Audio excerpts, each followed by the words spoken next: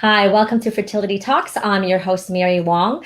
As a registered traditional Chinese medicine practitioner and acupuncturist, founder of Alive Holistic Health Clinic, author of Pathways to Pregnancy, and your fertility mentor, I am so thrilled to be here doing my 108th session with you, live post. And I am thrilled to have Dr. Lorna Marshall with us, who is a reproductive endocrinologist out of Seattle, be here with us. Thank you for being here. Thank you for inviting me. I'm so excited to be here with you and to talk about a subject that I'm really passionate about. Yes. And so before we go on to talk about donors, whether it is egg donation or sperm donation, Lorna Marshall, Dr. Lorna Marshall has it all covered, and we had a little conversation prior, so it's going to be an amazing, interesting conversation, and so I hope you'll get lots out of it. But before we do so, I'm just going to give you a little bit of her background. So Dr. Lorna Marshall is, as I mentioned, she's a reproductive endocrinologist and co-founder of Pacific Northwest Fertility and IVF Specialists in Seattle, Washington. She has been a leader and educator in the field of fertility and reproductive ethics for over 30 years. So, she's got something to say. And serves as a clinical professor of OBGYN at University of Washington Medical School. At Pacific Northwest Fertility, she directs the Center for Collaborative Reproduction, which includes third-party treatments such as donor egg, donor sperm, and gestational surrogacy. She's passionate about making individuals and couples feel positive with all versions of family building. And I can attest to that because we just had a heartful conversation prior to this. So we're going to have a heartful conversation right now as we dig deep, okay? So I guess, let's just get right into it. What exactly is third-party reproduction? So anytime an intended parent or parents needs sperm or eggs, or I guess the use of a uterus from another individual, we call it third-party reproduction. So that includes sperm donation, egg donation, gestational surrogacy, embryo donation. I actually like the term collaborative reproduction, and Mary mentioned that previously, just because it's not always 3 people, it's sometimes 2, and also because I think the spirit of other individuals helping a couple or an individual start a family feels like collaboration to me. So we like to use that term, and more clinics are using collaborative reproduction as the term. I love it. Okay, so that's literally what you say now. Okay, I didn't know that. Okay, that's fantastic. And, there's just so much to talk about here, but because we just have a short amount of time together, I think we'll focus in, as I mentioned earlier, in terms of egg and sperm donation. And I think in terms of gestational carriers or surrogacy, that is a whole other topic in of itself. So perhaps another time we can talk about and address that. So how did you get into this? What is your story, first of all? My story is that I've been doing this a very long time, for more than 30 years. And I actually have been so privileged to follow the course of our field from almost its inception. And right, yeah. So it's been, over time, I've seen how important it is for couples to have the opportunity to use a sperm donor, an egg donor, or a gestational carrier in terms of building their family. And there's something missing in terms of the options we have available if we can't offer those treatments. So I've watched the development and the increased success of these treatments, and I feel like it's a great option for a lot of couples, particularly egg donation for women when they need it. I also am really interested in ethics, and so I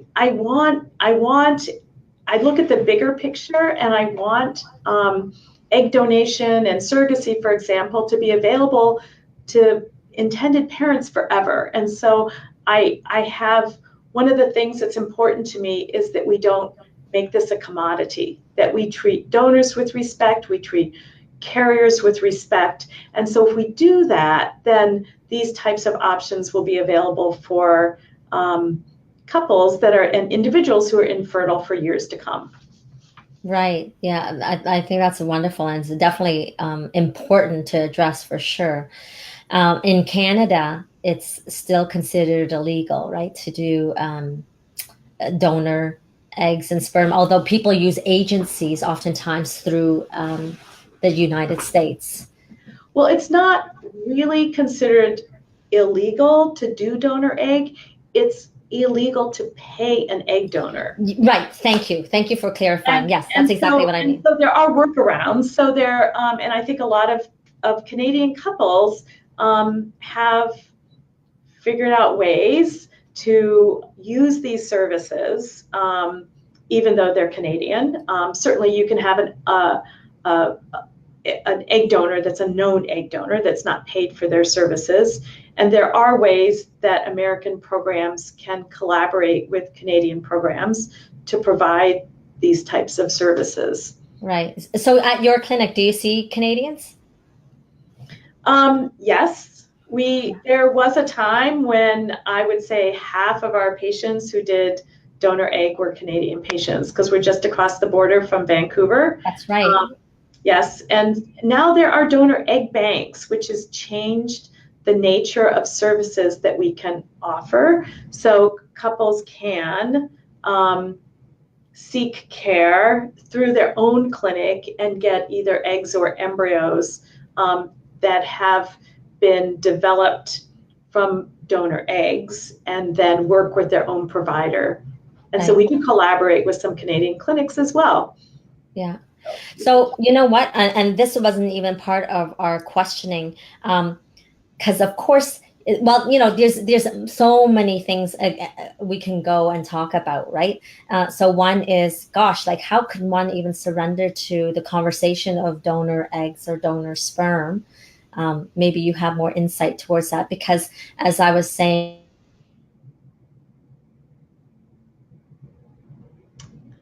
first of all, we don't even visualize undergoing IVF or even IUI treatments, right? So how does one surrender to donor, and why would one do that? I'm not sure if I want to use the term surrender to donor. I'd like people to embrace it more than surrender to it. Right. Sperm donation is a little different than egg donation. I think initially when donor sperm was available, it was used a lot for couples where the male partner had a very low sperm count or no sperm, and then sperm donation was really useful for those couples. But now that we have sophisticated IVF procedures that involve ICSI, where we can inject one sperm into the egg, we don't do very much sperm donation for couples with male fertility.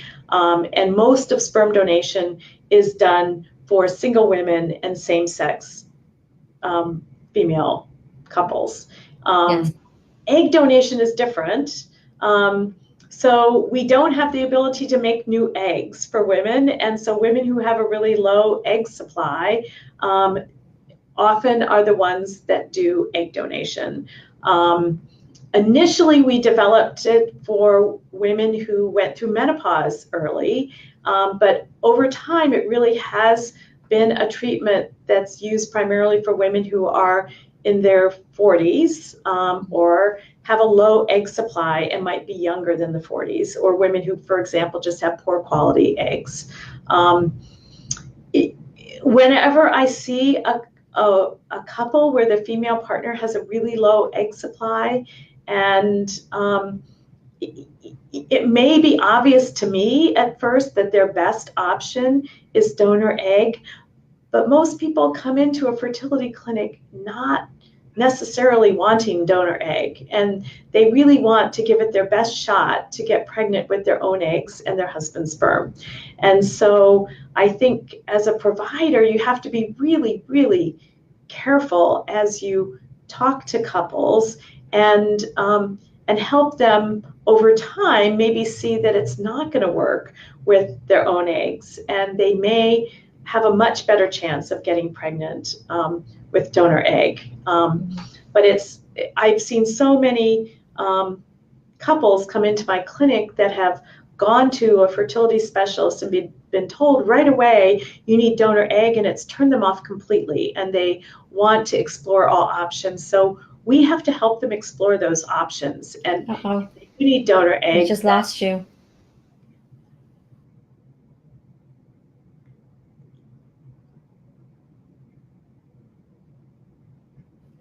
Hello? You know what? We lost you. Okay. Yeah. Okay. Yeah. All right. So now we're back. So I don't know what happened. We hyperspace. Okay. We'll keep going. We'll keep going. Yeah. Yeah. So it is a conversation that I think we work really hard on doing right with our couples, and making sure that they take the time that they need to decide to move forward with egg donation. Sometimes people feel rushed to go to egg donation, but the truth of the matter is, if the only rush really is to use your own eggs, and to conceive with donor egg, there is no rush. And if you're 35 or 40 or 45, your chance of getting pregnant will be exactly the same. So I always try to make sure that couples feel like they have all the time in the world to decide to move forward with donor egg. Absolutely. And as you say, you want to feel like you've exhausted all options and given your best and give it your all, so that there is no regret. And that when you finally come to, you'll be in a place of, you know what, I've tried it. I gave it my best shot, and, here's another opportunity, versus I'm just desperate and I'll do anything.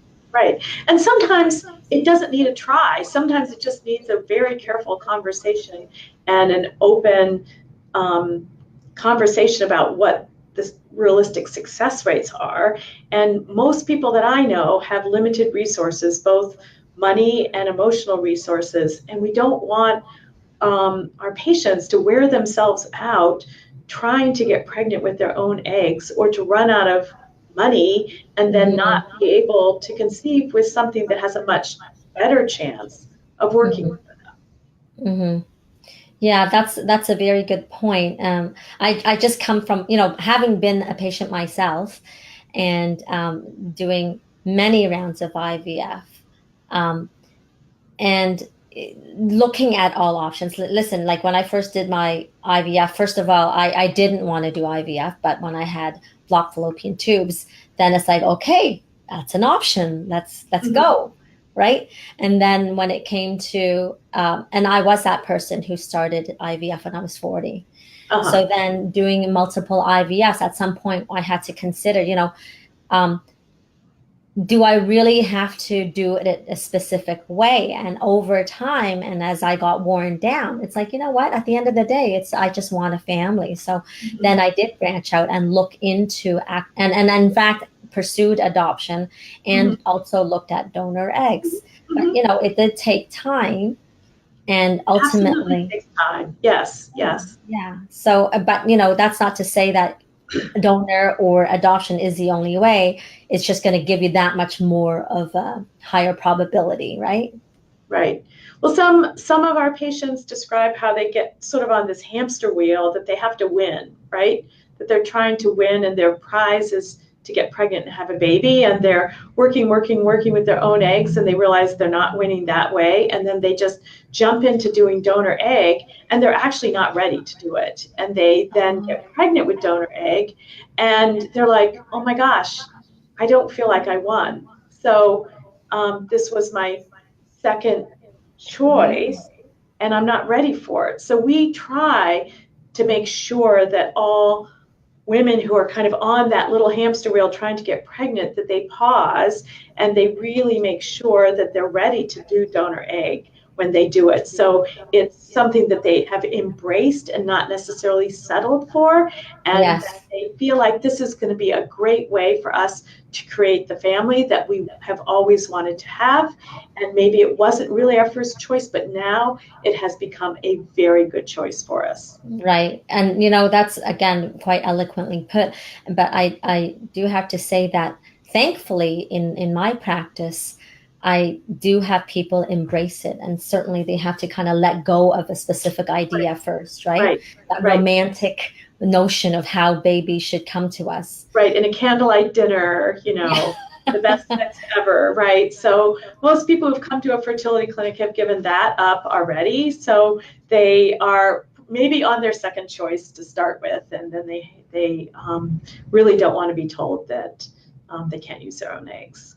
Wow. Yeah. No, well, nobody really does, but we do see it, a lot of it as well in our clinic. And I'm from a place that is doing more natural fertility, and yet we are really embracing integrative medicine. And I believe that you do that in your clinic as well, Yes, right? we You do. collaborate. Very Yeah. much so. Yeah, and I always do try to make sure, we talked about this a little bit before, that one of the biggest reservations that I see women have about going to donor egg is they feel like they're not going to be the real mother. And so I sit with my patients and I go through terminology with them. I say, well, of course you're going to be the real mother, and you are in fact going to be a biological mother of the child. We're cut off again. Egg donor. Oh, I can see you now. It's pausing. It is weird. I mean, our internet is also not that great. I know. all right. We got cut off a second time for some reason, but you're back. Can you hear me? Yes, I can hear you. Yeah. Okay. So now going back to the conversation about you are in fact a real mother. Right. You are definitely a real mother. And I point out that the egg donor has no interest in being the mother of the child. And you are, in fact, the mother of the child. And they say, but I'm not the biological mother. But yes, you are. And I point out to couples that a woman is a mother in 3 ways. So she can provide the eggs, and that's a biological relationship. She gestates the pregnancy, provides the uterus, and that's biological, and she rears the child. So there are 3 ways a woman's a mother. There are 2 ways a man is a father, and one is by providing the sperm, and the second is by rearing the child, by raising the child. So to start with, women have sort of 3 ways to be a mother, and men have 2. And when a woman doesn't provide the egg but carries the child, she has 2 ways, and it's just the same as her husband. There have also been studies where they've interviewed women. Oh my goodness. Is it cut off again? Gosh, I wonder what's going on. I don't think it's us. Okay. This has been crazy. This is the 3rd time we've been cut off. Hopefully people can still watch and see. But okay, so it's frustrating. I'm sorry. And I've never experienced this. Yeah. But so we can still continue. So we've got 2 ways out of the 3 to be a biological mother, and you were saying something else about that. Yes, right. 2 ways out of 3 are biological, and so if a woman conceives with donor egg, she still is a biological mother of the child. And if you interview women who've had children and you say, if you're going to give up one thing, what would you give up? Would you give up providing the egg or carrying the pregnancy? And more women will give up providing the egg than carrying the pregnancy that have had children, because they feel that carrying the pregnancy is a more powerful attachment to the child than providing the egg. And Well, I was going to add to this, people will say, okay, well, but genetically they're not mine. I said, you know what? You're absolutely right. That's not genetically your child, but it is definitely biologically, because you provide blood, that you provide the creation of life, right? Because you're carrying. And certainly you can't change the sequence of the genes, but there actually is more and more research on that.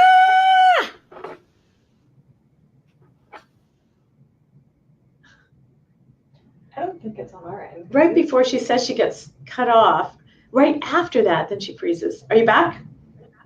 I'm back. So you said that, okay, repeat what you just said. Sure, absolutely. What I was going to say is that the genes, so if a woman carries a child, her genes don't get transmitted to the child. So, but there is a huge study in genetics that's called epigenetics, which is really fascinating. And in each, like if you look at identical twins, I happen to have identical twins. They are worlds different, and the reason why they're different is because they express different genes. They have exactly the same genetic sequence, but they express different genes. And we have more and more information and more medical research that shows that the environment, including the intrauterine environment, can affect the genes that are expressed. So carrying the pregnancy does have a powerful influence on the genetic expression. Yes. And so it does affect how the child turns out a lot. And so I think women love to hear that because it makes them feel that carrying the pregnancy really does have an effect on the child that they're going to have. Absolutely. Yeah, very interesting research and surprising as well. For each gene, there's one, the mother's or the father's contribution, or the egg or the sperm contribution either turns on or off, and that's what's impacted by the environment. Yes, yeah, and thank you for raising that as well. I love that. Epigenetics, I love epigenetics. Mm-hmm. All right, so yes, so they're real parents for sure. And I liked, how can I be sure my child will be healthy if someone else's eggs or sperm are being used? I like that thoughtful question. So I'd love to hear what you have to say about that. So obviously you can never be absolutely sure your child's healthy anyway. So you have to recognize that. You get pregnant, have a child, you do everything you can to take care of yourself while you're getting pregnant and while you are pregnant. And so it's kind of scary to embrace, to either use donor egg or donor sperm because you're worried about the health of your child. And I think that's where we come into play. And we're at fertility clinics and egg banks and sperm banks, we have to provide reassurance to couples that we've done everything that is reasonable to screen the donors to make sure they are healthy. And those health histories are available to the intended parents so that they can review them as they select an egg donor or a sperm donor. And we do some pretty sophisticated genetic screening of both the sperm donor and egg donor and the intended parents, so that we hope that there's not a match. Like, for example, if they're both carriers of cystic fibrosis, that is not a good egg donor for you to choose. You should choose a different egg donor, right? We don't do genetic testing of the embryos. We tell you to choose a different egg donor. So we do a lot of things to make sure that that the donor who provides the egg is as healthy as possible, and that the match between your husband or your partner and the egg donor will give you the best chance for having a healthy child. And then, so tell me the difference, or tell our audience, the viewers, the difference between and why someone would choose egg donation through a banking, like frozen eggs, versus a fresh donor for eggs. Well, that's evolving. That has changed over the years. In the past, the only way to do a donor egg cycle is to actually choose a young woman who was then ready to go through an IVF cycle, and her fresh eggs, or at least the majority of them, became yours, and then the eggs were inseminated fresh with your male partner's sperm, and embryos were created. And oftentimes we synchronize the cycle of the donor with that of the recipient female, so that the embryos could also be transferred fresh. Yeah. So whereas sperm has always been provided by banks, it's very uncomfortable to have the sperm donor go out the back door while the woman who's going to have the sperm, the insemination, come in the front door. I mean, that was how things used to happen, I think. So sperm banks have been great for sperm donation, and almost all sperm that's used for sperm donation is just frozen sperm in banks. But we always thought, well, it could never work that there would be an egg bank, because freezing eggs has been one of the more difficult things to do in our profession. And it really wasn't until early 2013 when egg freezing became non-experimental. Up to that time, it was considered experimental because eggs are very large cells and are prone to ice crystal formation, and are less successful initially with the old methods of freezing than fresh eggs. But with vitrification, we have made a lot of advances in freezing eggs. And so programs that are experienced in vitrification are starting to find that frozen eggs are just as successful as fresh eggs. And our program is in that position. We've had a donor egg bank actually since 2009, so have been thawing eggs and making babies from thawed frozen eggs for a really long time. And we found that over the years, success rates have come to be closer and closer. But not equal, right? I mean, if you had a choice of fresh versus frozen, wouldn't the fresh egg be better than the frozen, even through vitrification? A tiny bit. They have both become so successful. I think there's a steep learning curve of freezing eggs and thawing eggs. And I think as we've seen that we're well down the pathway on that learning curve, that there's not that much difference between fresh and frozen egg success rates. That's good to hear, because of course I'm coming from the past. In the past, there was a big gap. There was a big difference in the past. But for example, we still in our program offer fresh donors. We don't offer fresh donors. We offer fresh eggs from egg donors, and we still offer those cycles. And part of the reason we do that is because there are some couples that want a lot of eggs. And for example, a younger couple, maybe the female partner is 38, and they're wanting to have 2 children or 3 children, so they value having a fair number of eggs and embryos that might be genetically related to each other. Whereas in an egg bank, you might not be able to offer a couple siblings. So it's nice if they want to have the whole lot of eggs from an egg donor cycle. A fresh cycle makes sense for those couples. The other time we find that we do more fresh donor egg are when we care for same-sex male couples, and many of them come to us for donor egg and surrogacy, and they are interested in having children that are half siblings. So they would like to use both of their sperm sources. Each partner wants to use their sperm to create embryos. So again, they want to have the same donor to create embryos so that they have half siblings. Right. It does get a little complicated. Yeah. That's getting complicated, but it's another reason why they want to have a lot of eggs. So then they want to do a fresh donor cycle. So in our program, the time when we use fresh donor egg is when somebody wants to have a lot of eggs. Right.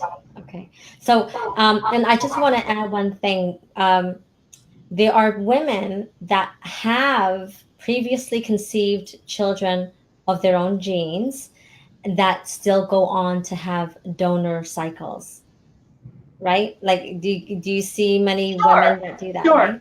Sure. Yeah. So families that have children that are conceived all different ways. I once cared for a couple who had an adopted child, and then they were somehow able to conceive with her eggs and his sperm. So they had a child that was genetically both of theirs. And then they wanted a third child, but she was then a little older and had a low egg supply, and so they did a donor egg cycle. So they had 3 children, 1 adopted, 1 genetically both of theirs, and 1 that was conceived with donor egg. And so obviously, and they were very open with their children about the circumstances of their conception. And so their parenting challenge was huge to make each child feel equally as valued. Yes. So we see that. And so we see couples that have had a child with her eggs and his sperm when she was maybe a little younger, and then they wanted to have a second child and couldn't have a second child except through donor egg. So, Right. Things are changing, and I see children being raised, at least in a community like Seattle, that accept all sorts of ways of starting a family. And I think the trend is for parents to be open with their children about their circumstances at conception and valuing every sort of way to start a family. That's beautiful. And I think the other thing to hit home is that, no matter how you start this family, the love is still there, and you're equally, you're still a parent, and it's not changed, right? Because I know one of the concerns is, can I love this child Yes, as yes. as If much? it's not my child, how can I ever feel like this is my child? And over again, I have couples come back over the years that have had a child with donor egg, and they go, what was I thinking? How come I didn't do this so much sooner? I put myself through all these IVF cycles, and this is amazing. And I could never have seen ahead of time that this would satisfy all of my needs as a parent as well as it has, and that I could love a child that wasn't mine so much. Right. And which is so untrue, because this child is completely theirs. And of course theirs, and of course it's theirs, and of course they love it. Yes. Yeah. So I think this has been a full breadth of conversation. Any other last words of wisdom if someone is contemplating either donor egg or donor sperm, or even about being open or not open, the privacy thing? All those kinds of things come into play when you're contemplating. Well, I would just say take your time, because these types of things need often to be revisited, and be open with your partner. Seek out any services that will help you. Go to a counselor that's experienced in counseling couples that have infertility, because they often can help you work out any reservations that you or your partner have about conceiving with donor egg. But there is no rush, and you'll never feel quite right about it until you have that child in your arms, I think. But I think any time that you spend making it feel better is worth the time. I think that's really great words of wisdom. And I just want to add one last piece. And I'm sure you must have come across this. So sometimes we'll see women that, surrender and go towards the donor route, and then they conceive anyway naturally. So the reason why I want to bring this up, it's, as you say, it's not like, it doesn't have to be, how did you put it? It's like their second choice, right? It's like you can make it as a first choice, and sometimes miracles happen anyway, and then they'll just evolve the way it naturally does. And it's not like you're giving up anything. Exactly. And we want people to look at it that way, that this is a wonderful option that will create a great family with children that are very loved, and that it really isn't a, it might be your second choice, but it's certainly not a bad choice. No. Yeah, absolutely. And it becomes the first choice, as you say. And it becomes the first choice. And once you have that child, you would never, ever think that you would want a different child. Exactly. Well, thank you, Dr. Marshall, for being here and spending time with us. And after a long day of work, I'm sure, as I. Maybe at some point at a future date, if you're interested, I would love to have the conversation about surrogacy, gestational carriers. Actually, that I would be interested in that. It is just becoming legal in Washington State, January 1st, paid surrogacy. Mm-hmm. Really? Okay, good to know. Yeah.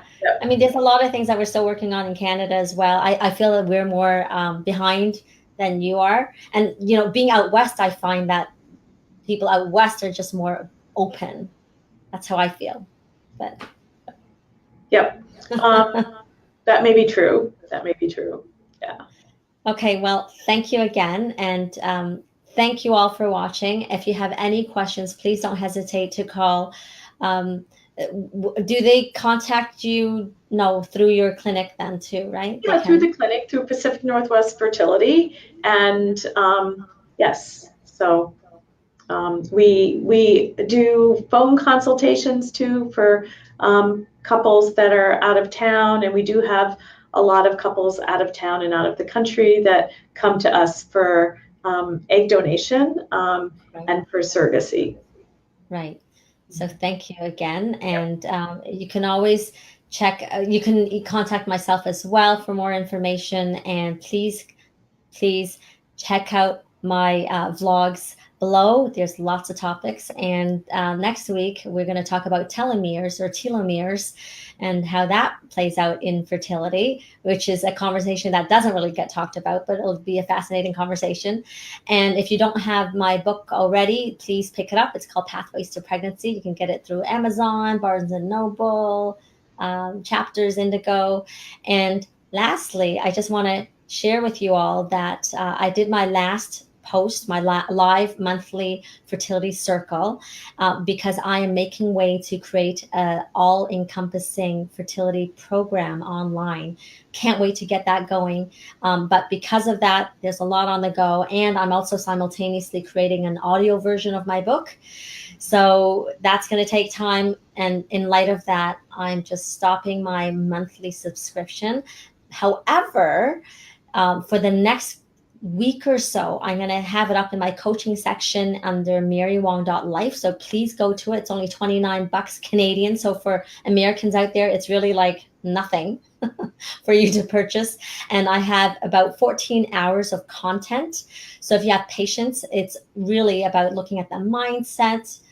For Dr. Lorna Marshall, for your patients, it might be very interesting for them. It's a great resource. It's empowering, and it's something. It's a conversation I have with them. It's like training into how to be and not feeling as lost and hopeless, but really more empowered and knowing that they're not alone, and really helping to navigate this difficult journey in a more empowering way. So please check that out. And again, that's through marywong.life.